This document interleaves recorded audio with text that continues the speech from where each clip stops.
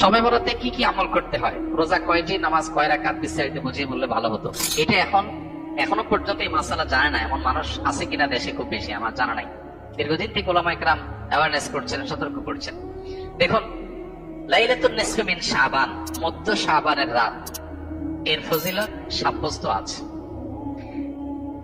আল্লাহ তাআলা এ রাতে মুশরিক হিংসুক ছাড়া বাকি মানুষদেরকে মাফ করে দেন।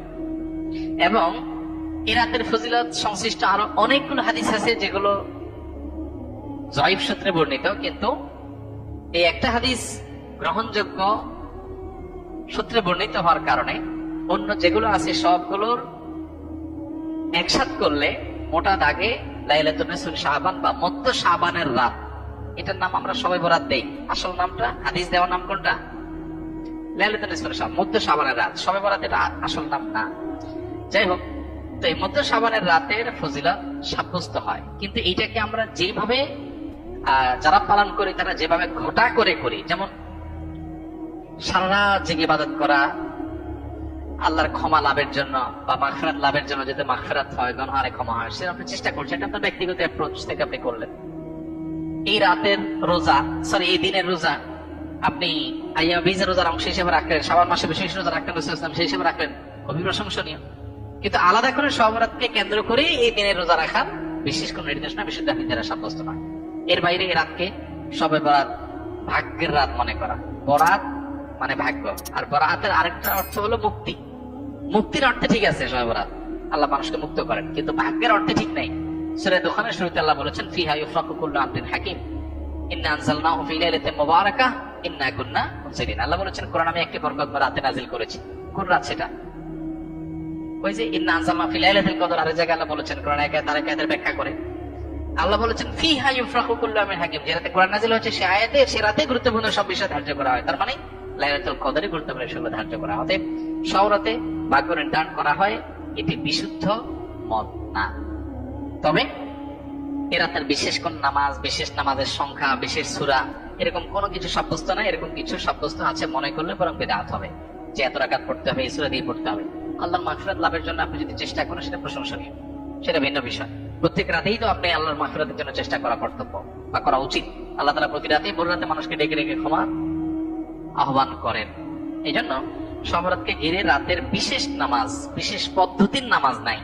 তবে এ রাতে ক্ষমার বিষয়টা সুসাব্যস্ত, ক্ষমা লাভের চেষ্টা করা এটা গ্রহণযোগ্য। শবে বরাতের জন্য নারীদের স্পেশাল আমল কি? নারীদের স্পেশাল আমল তো হালুয়া বানানো। স্পেশাল আমল মানে স্পেশাল কাজ। কারণ শবে বরাতকে কেন্দ্র করে হালুয়া টালুয়া বানানো হতো, হালুয়া রুটি, গোশত রুটি এগুলা বিতরণ করা হতো। এগুলো এখন যদিও উঠে গেছে, কালচারাল বিষয়। এগুলো উঠে যাওয়াতে যে নারীরা সব নেকামল শুরু করে দিয়েছে তাও হয় নাই, সেটা যেমন বাস্তবতা।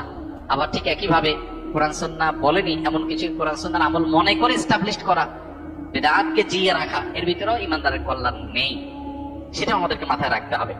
তো শবে বরাতকে কেন্দ্র করে নারীদের জন্য স্পেশাল কোনো আমল নাই। এগুলা ইউটিউবারদের বিভিন্ন আইটেম। প্রশ্ন ইউটিউবাররাই ধরাইছে কিনা কি জানে, যে থাম্বনেল দিবে শবে বরাতে বলে মা বোনরা এই আমল ছাড়বেন না, হ্যাঁ, এরকম একটা ডাহা মিথ্যা কথা লেগে থাম্বনেল দিয়ে দিবেন, মহিলারা সব ক্লিক করবে, হিট হবে, মানুষ বেশি দেখবে, আপনি প্রশ্ন ধরাই দিলেন। তো এর মাধ্যমে আপনি একটা ভুল ধারণাকে সমাজে, সবাই তারা ক্লিক করবে না, অনেকে মনে করবে আচ্ছা তাহলে স্পেশাল আমল মনে হয় আছে। আবার অনেকে বলবে যে না, এই মৌলবী এটা ভুল কথা বলে গেছে, স্পেশাল আমল তো নাই, সে তো ভিতরে দেখবে না কি আছে। এই জন্য ইউটিউবার ভাইরা আল্লাহকে ভয় করা উচিত। সামান্য ভিউয়ের জন্য মিথ্যা কথা, দুই নাম্বারি করা, হ্যাঁ, এবং চালাকি করা, এগুলো অনুচিত কাজ। রমজান মাসে কবরের আযাব বন্ধ থাকে, এটা কি সঠিক কথা? এটা বহুল প্রচলিত একটি ভুল কথা। আমাদের সমাজে ব্যাপকভাবে প্রচলিত আছে, রমজান মাসে কেউ যদি মারা যায় তাহলে তার আর কবরের আযাব হয় না। আল্লাহ তাআলা আমাদের সবাইকে কবরের আযাব থেকে হেফাজতে রাখুন। কবরের আযাব থেকে বাঁচার জন্য হাদিস সম্মত কিছু আমল আছে, যেমন সূরা মুলক রাতে তেলাওয়াত করলে কবরের ফিতনা থেকে আল্লাহ তাআলা রক্ষা করেন। পুরো রাতের ভিতরে কেউ সূরা মুলক পড়ে, নিয়মিত অভ্যাস আছে, মাঝে মধ্যে ছুটতেই পারে, এই আমলটা যদি কেউ করে নিয়মিত, ইনশাআল্লাহ আল্লাহ তাআলা তাকে কবরের ফিতনা থেকে রক্ষা করবেন, হাদিসে সাব্যস্ত আছে। নাম্বার 2, নবী করিম সাল্লাল্লাহু আলাইহি ওয়াসাল্লাম শেষ বৈঠকে আত্তাহিয়াত এবং দুরূদের পর দোয়া মাসুরাত যখন পড়ি আমরা, তখন তিনি 4টা বিষয় থেকে পানা চাইতেন। এটা দোয়া মাসরের জায়গাতে আল্লাহ মানিজালাতু নাফসি পড়েন, পাশাপাশি এটা অথবা কখনো এটা বদলে এটা আপনি পড়তে পারেন।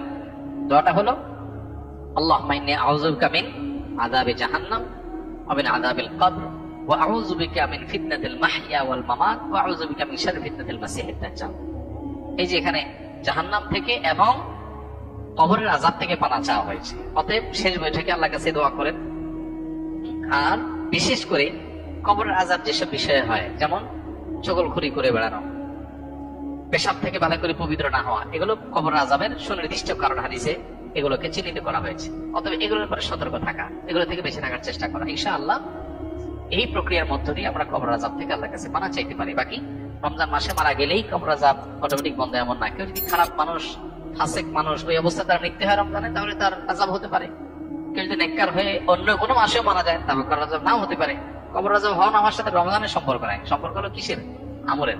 কবরের আযাব না হওয়ার বন্দোবস্ত দুনিয়া থেকে আপনি করে গেলেন কিনা, এটার সাথে সম্পর্ক।